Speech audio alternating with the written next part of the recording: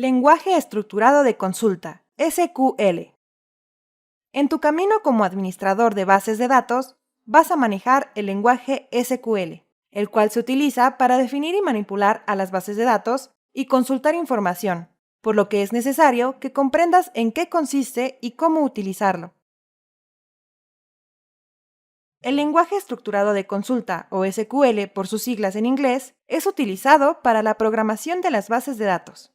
Se divide en el lenguaje de definición de datos. Sirve para crear, modificar y borrar una base de datos, tablas y campos. Contiene las siguientes funciones básicas. Create. Crear objetos de datos, como nuevas bases de datos, tablas, vistas, entre otros. Alter. Modificar la estructura de una tabla u objeto. Se pueden agregar, quitar, campos a una tabla, modificar el tipo de campo, etc. Drop. Elimina un objeto de la base de datos. Truncate. Borra todo el contenido de una tabla sin eliminar a la misma.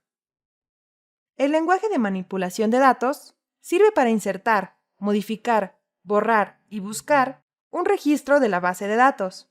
Opera con las siguientes funciones básicas. Insert. Agregar registros a una tabla. Update. Actualizar o modificar registros sin necesidad de borrarlos y volverlos a agregar.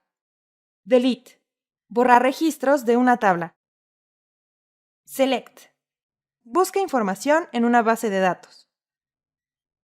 Todos los sistemas gestores utilizan SQL para crear y manipular a las bases de datos, incluso en su interfaz gráfica.